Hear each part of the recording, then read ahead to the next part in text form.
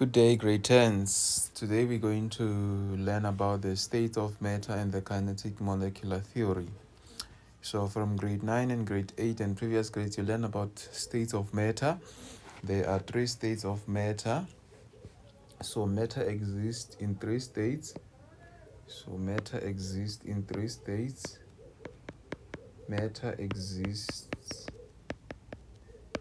states, which are what? We have solid,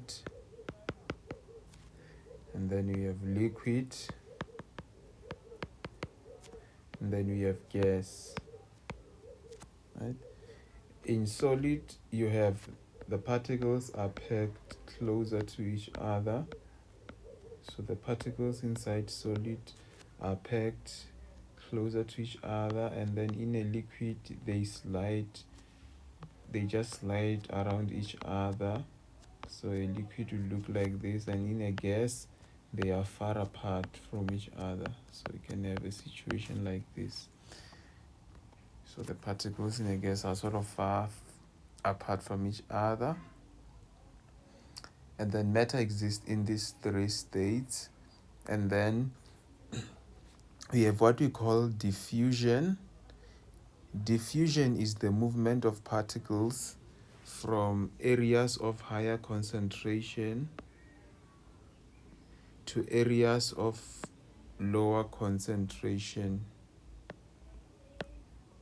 So that's diffusion. For example, if you look in this picture, if let's say you pour out a small amount of juice inside water, right?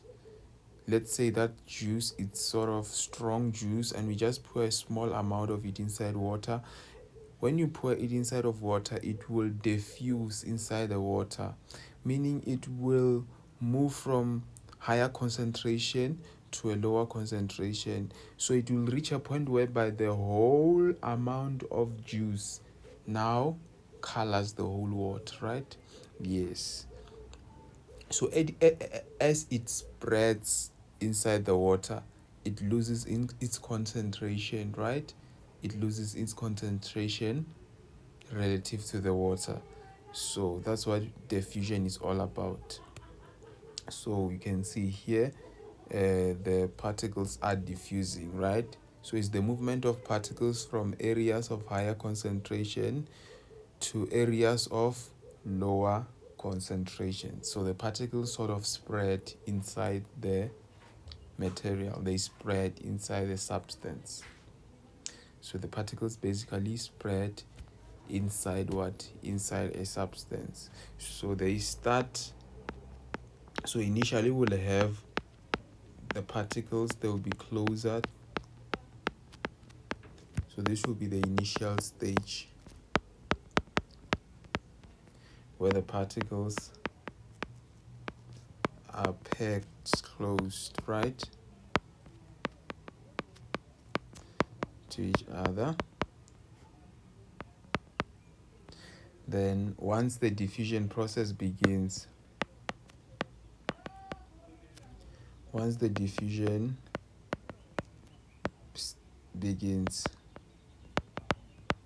then the particles begins to spread.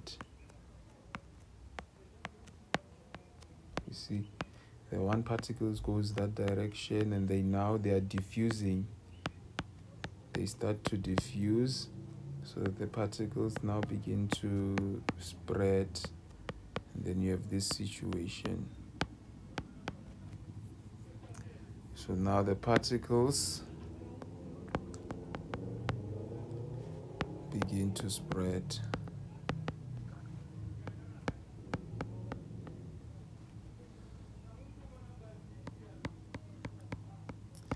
They begin to spread around, as you can see. So you can see that initially they are closely packed.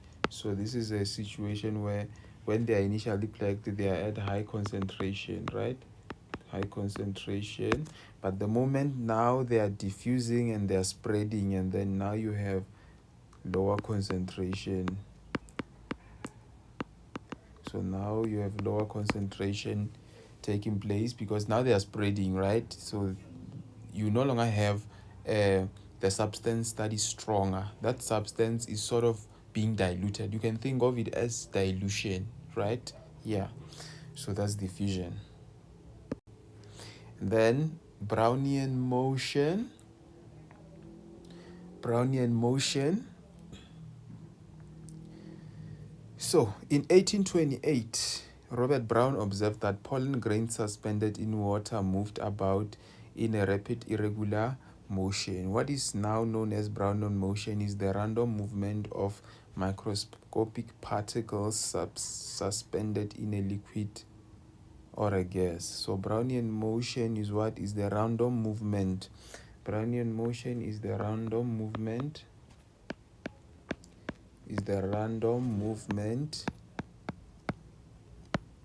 I'm writing it exactly as it's written here. This is what I'm writing. It is the random movement of microscopic particles. It's the random movement of microscopic particles.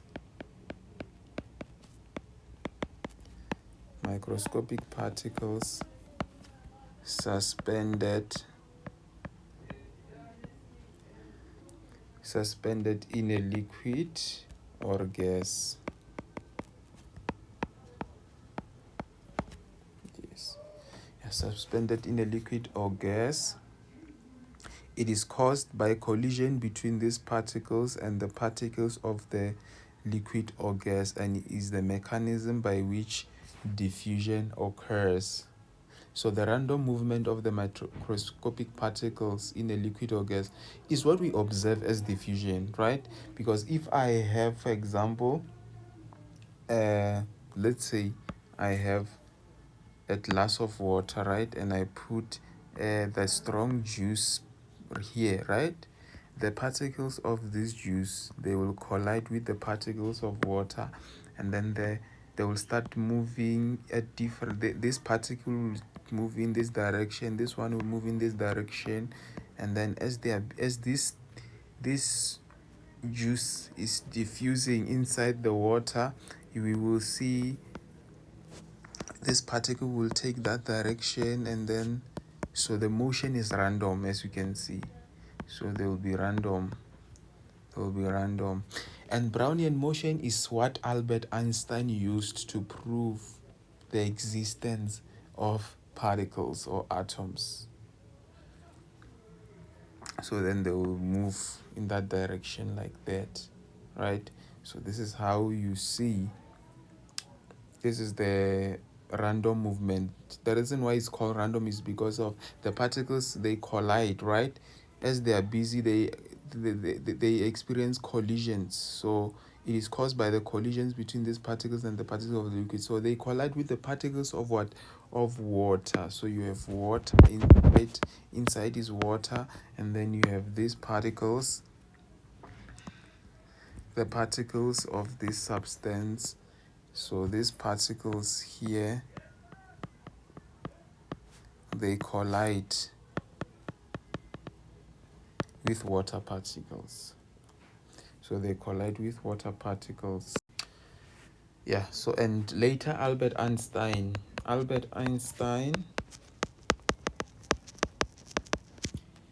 used mathematics.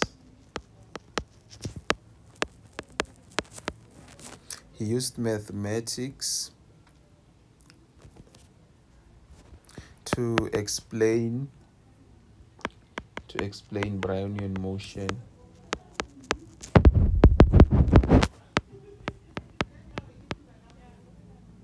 To explain Brownian motion, this led to the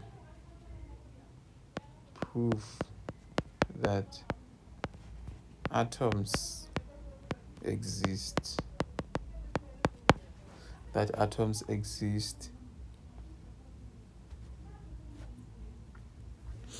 And a scientist by the name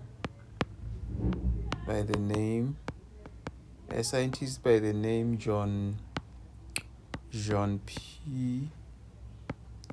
Perrin confirmed Einstein's predictions. He confirmed Einstein's predictions. The mathematics that Einstein used to prove the existence of atoms using Brownian motion is very complicated. One day when you pursue a degree in science, you will understand. But Einstein used mathematics to actually explain Brownian motion, and this helped the development of the atomic theory. Yeah. So the atomic theory, it helps the development of the atomic theory and laid the foundations of statistical mechanics. So it helped the foundations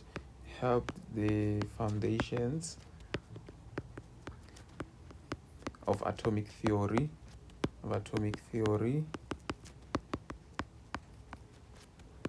and laid the foundations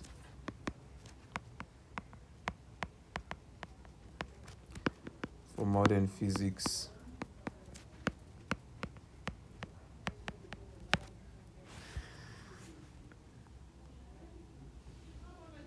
So it helped with the foundations of atomic theory and also laid the foundation for modern physics, right? Yeah, so in a nutshell, Brownian motion is just a random movement of microscopic particles suspended in a liquid or gas. So if you put pollen grains, because what Robert Brown realized is that he observed that pollen grains suspended in water moved about in a rapid, irregular motion. So what happened is that this is the top view, right? Top view, and then we have water inside. So we have water inside. So let's say we have water. This is water, right? What Robert Brown observed was that the pollen grains that were inside, that were suspended in water, they were moving around. So he asked himself a question: what makes them to move? The reason why they were moving is because of what there was something that causes them to move, and that thing that was causing them to move was actually the water particles.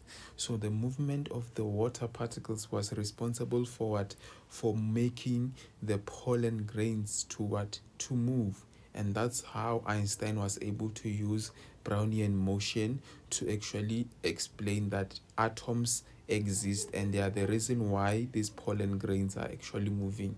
So that's the idea. And then we have changes of states of matter. So the first changes of state of matter we're going to talk about is what we call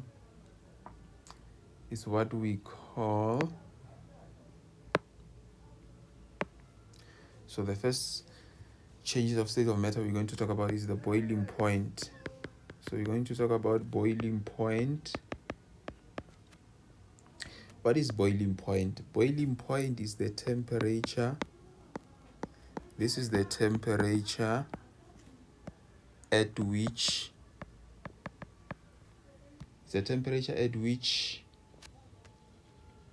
a liquid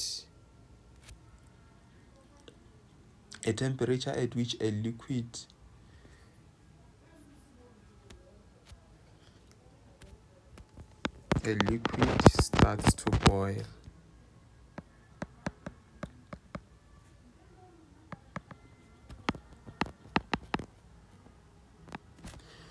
So it's the temperature at which a liquid starts to boil, and this happens when vapor pressure is equals to atmospheric pressure. So let me put this in brackets. So when vapor pressure is equals atmospheric pressure.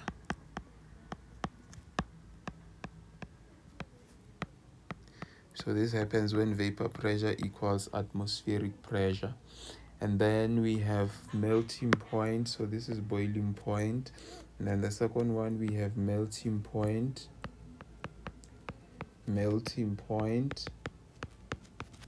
Melting point is the temperature at which, so this is the temperature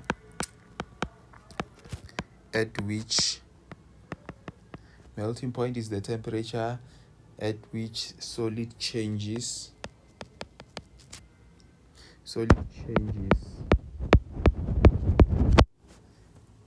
its phase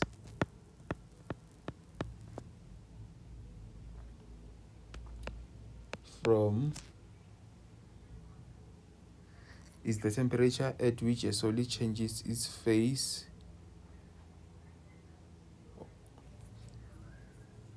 to become a liquid. It changes its phase to become a liquid. You have heard of the word melt, right? When we put ice outside the fridge, what will happen? It starts melting, right? Exactly. That's what we mean by melting point. It's because ice is solid. The moment it's now exposed to heat, it will now start to melt, right? Yes, that's what we mean. And then boiling point. With boiling point, where a liquid is actually changing its phase from what? It's changing its phase into a gas, basically. So when a liquid reaches a boiling point, it now becomes gas. So we need to state that here. So this is at the boiling point, a liquid changes phase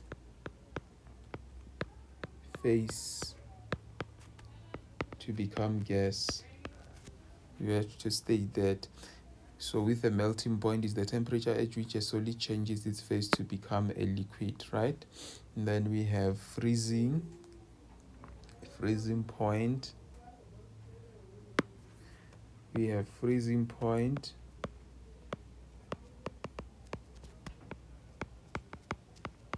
Freezing point is the temperature at which a liquid, so freezing point is the temperature at which a liquid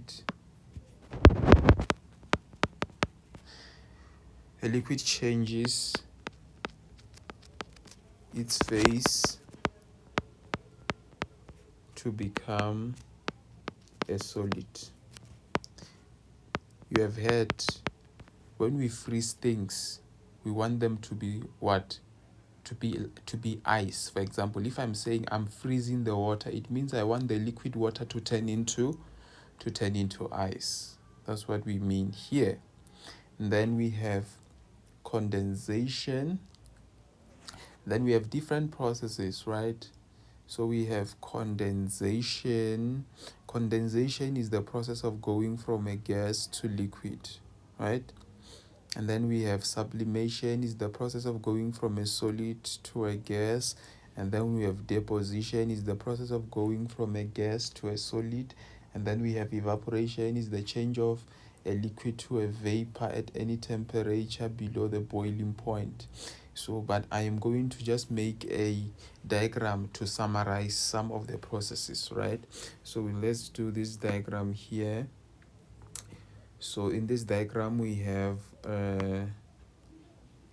liquid here, we have solid. Let me do it the correct way. I'm gonna put solid here, so this will be solid. So here I'll have solid, and then this side I will have gas. This diagram is gonna summarize everything, and with this diagram you will be able to remember all the definitions, because you just look at the diagram in your head and you just think of it, and then you are able to know, oh, from liquid to gas, this is this, right? So then we can now start to do the descriptions. From liquid to solid, what happens? We are doing what we call freezing. So from liquid to solid, we are freezing. Very important. When we turn water, liquid water into ice, we freeze it, right? And then from solid to liquid, we are melting. So this is melting. And from liquid to gas, we do what? We are boiling. When we want water to form water vapor, we boil the water, right? So from liquid to gas, we are boiling. From liquid to gas, we are boiling. From gas to liquid, what do? We are doing what we call condensation. It's not for the first time you hear this word. From earlier grades, you had this word condensation. From gas to liquid. Condensation also happens a lot when it comes to climate, right? Yes, you have heard about weather where they say clouds, condensation process happens, etc., and then it starts to rain, etc. Yeah.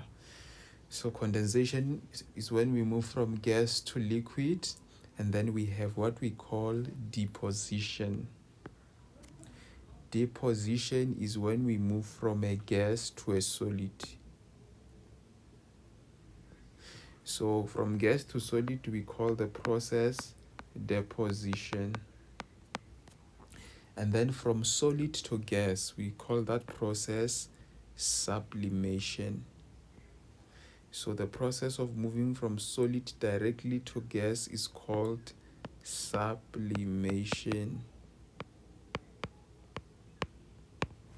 Yeah, sublimation is the process of moving from a solid to a gas.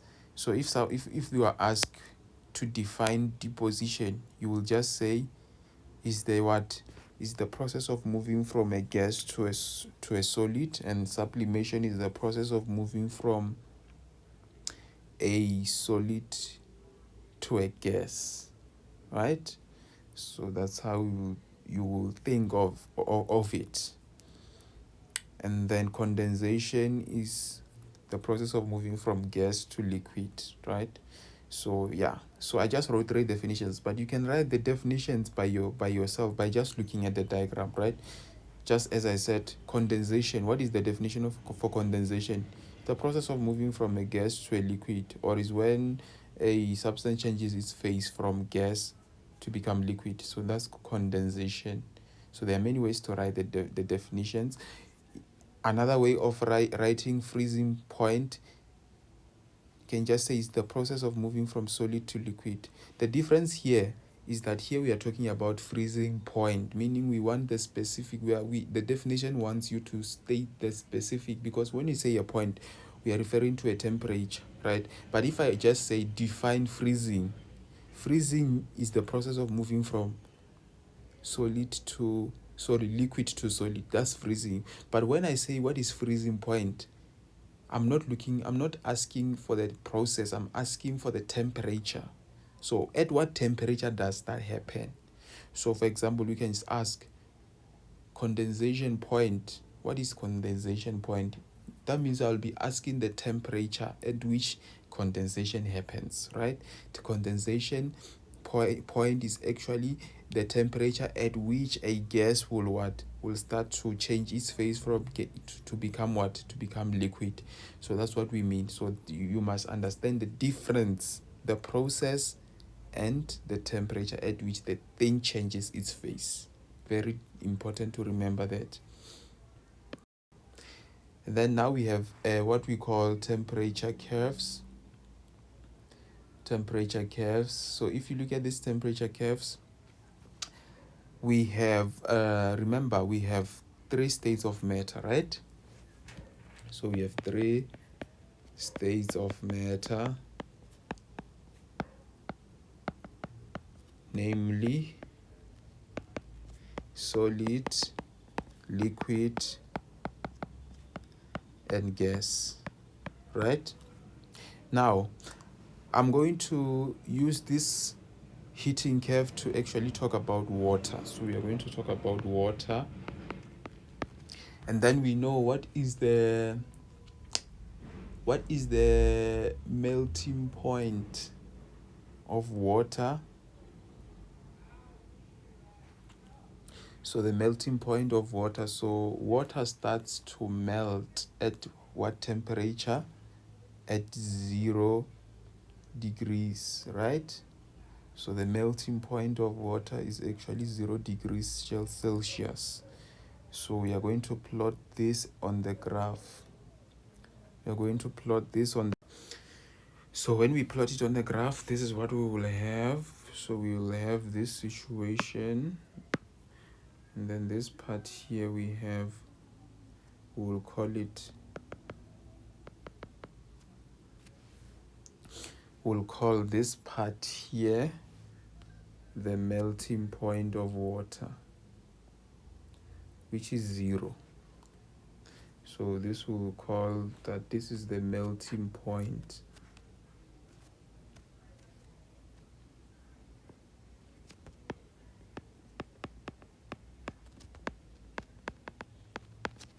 So what is happening here? What is happening here is that we have ice here. So in this region here, so below here we have ice, right?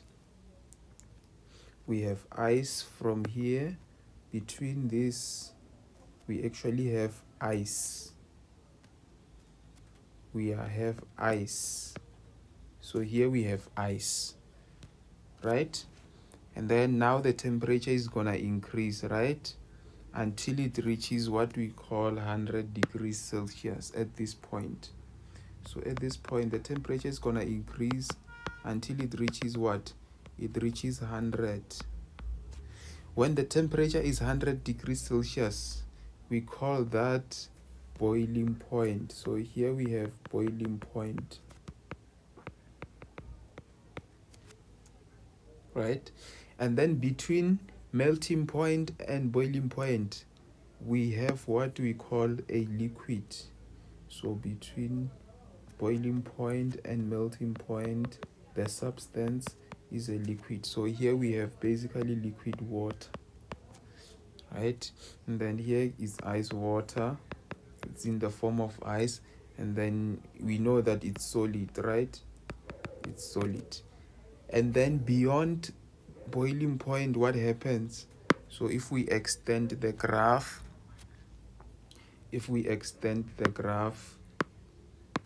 then we'll see that beyond boiling point we have a gas. So beyond this we basically have gas, right?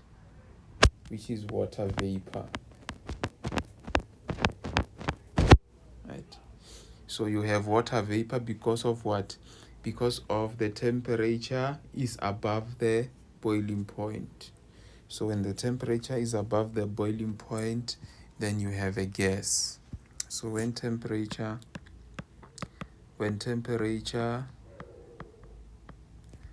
is greater than the boiling point,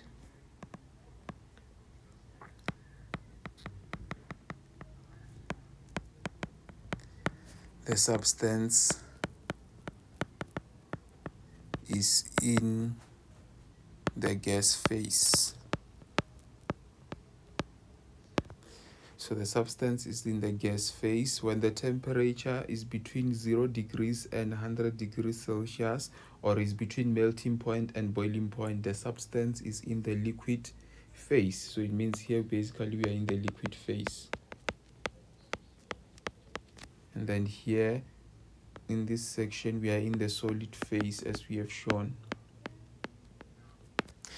So this graph here of a heating curve, what is happening here is that we have put water and we are actually heating it. So it starts as ice, right? So we are basically heating water which begins as ice, right? So what is happening here, I'll just put an example of a pot, for example here, and then we have ice inside, right? Let me do it correctly. Let me draw it here so that I can explain the process. So what is happening is that we start with ice, right? So this is ice, right? And then we heat it with some temperature. We heat this ice, right? So by heating this ice, the temperature goes up, right? So we heating the ice, and then the temperature will do what? Temperature will increase, then the ice will start to melt, right? So the ice starts to melt. So as it starts to melt, it means it reaches what? It has reached a melting point. So now the ice is reaching a melting point, and then we continue to increase the temperature again. We increase temperature,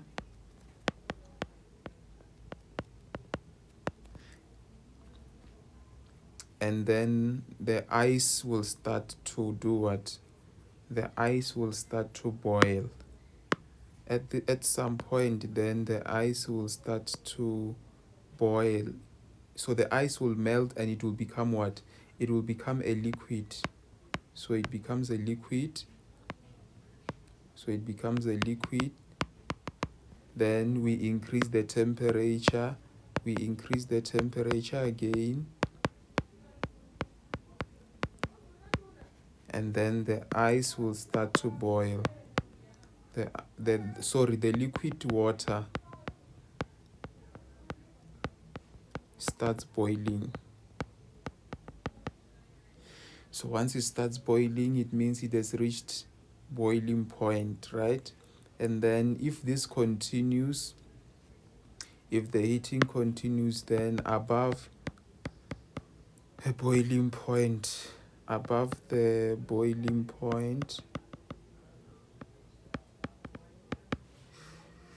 the liquid water turns into gas, which is called water vapor. So that's what is happening in that graph. So that's what we call a heating curve. And the graph shows that at a point where the substance changes phase, the temperature is constant. So at a point where the substance is actually changing its phase, the temperature is actually constant. So the reason why during phase change the temperature stays constant, right? It is because of during phase change, during phase change, so the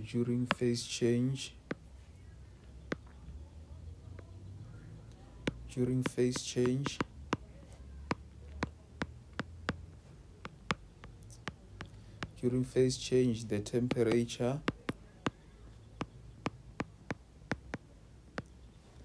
stays constant. So the temperature stays constant because the energy that you add is not used to increase the kinetic energy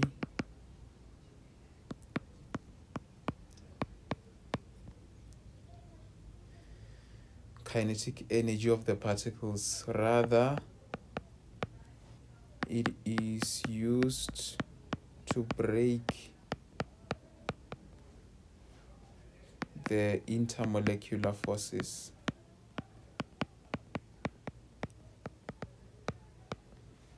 It is used to break the intermolecular forces. So that's why temperature is constant during a phase change, right? Then, so now this is all about a heating curve.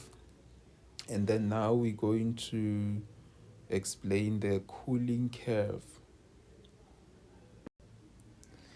And then here we have a cooling curve. So what does a cooling curve describe? So we are going to use water as our example again.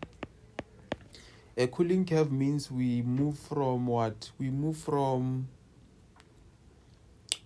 water that was boiling, right? So it means I'm going to put 100 degrees here. So we start at 100 degrees, right? So we start at 100 degrees. So we have water vapor, and that water vapor, so basically it was water vapor, water was boiling, right? And because water was boiling, it means in that section above 100 degrees Celsius, which is the boiling point of water. So the boiling point of water is equals to 100 degrees Celsius. Very important to know that. And also the melting point of water is equals to 0 degrees Celsius. And the 0 degrees Celsius is going to be here. So here we have 0 degrees Celsius, and we showed that here now if you look at the temperature, the graph is actually dropping, right? So here we have what we call temperature decrease, right? As we go towards the left, as time increases, temperature is doing what? Is dropping. So it means the water begins as a water vapor, and then we now have it start to become a liquid, right? So the processes, you remember those processes we are talking about, right? When gas moves from a gas phase and it becomes a liquid, what does that process is called? What is called condensation. So it means from this point here, we know that the water is in the gas phase in this region, right?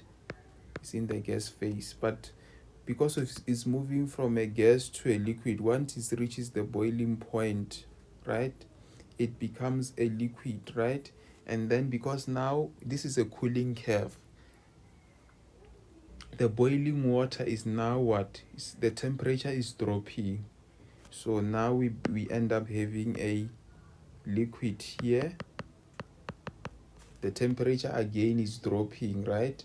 So the temperature is dropping again. So we know that at that point here we have in this part we have boiling point, right? And then we have a liquid now, and then the temperature of the water is dropping, right? As it is busy dropping, we will end up with what? With a freezing. The water will reach a freezing point.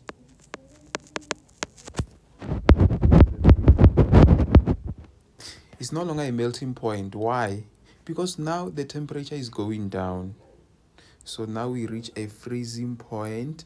The freezing point of water is actually 0 degrees, right? When the temperature is now going down, we reach a freezing point.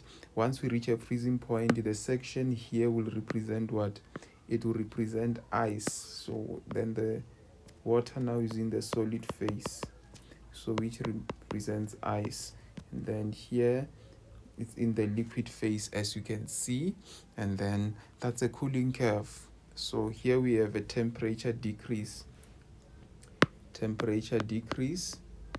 have temperature decrease.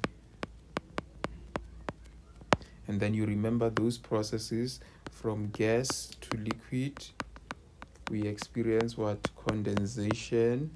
And then from liquid to solid.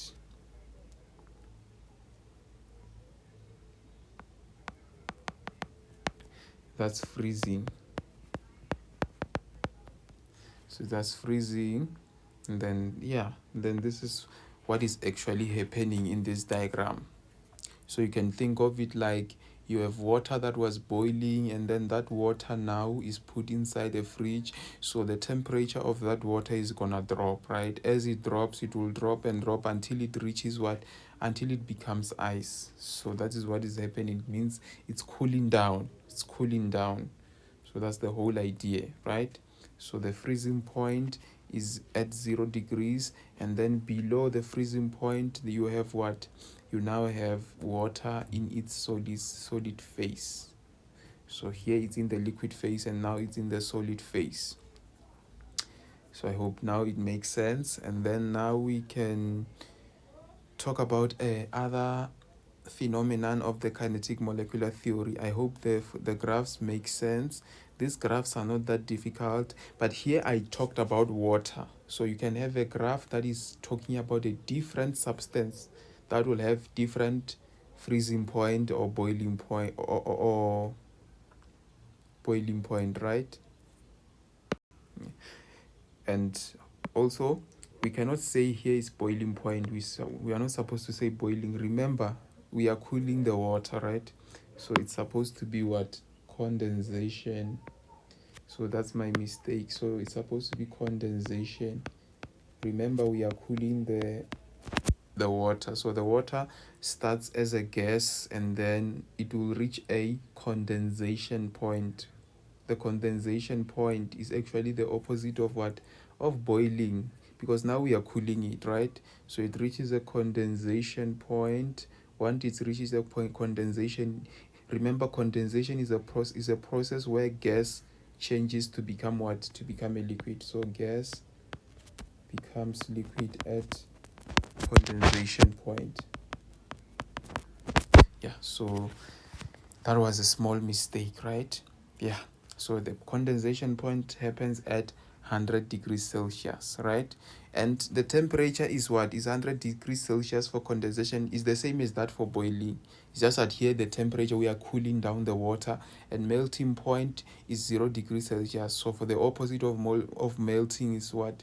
Is freezing. So it will happen at the same point of 0 degrees Celsius. So it's very important to note that, right?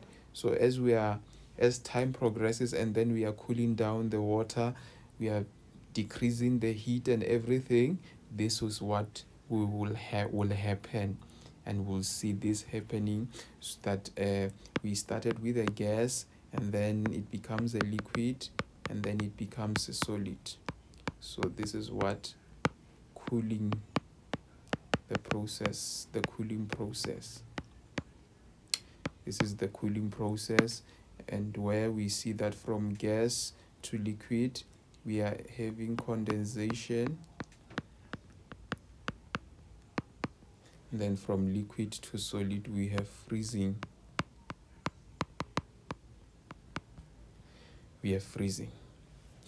So next time we'll talk about the kinetic molecular theory. Bye for now. See you next time.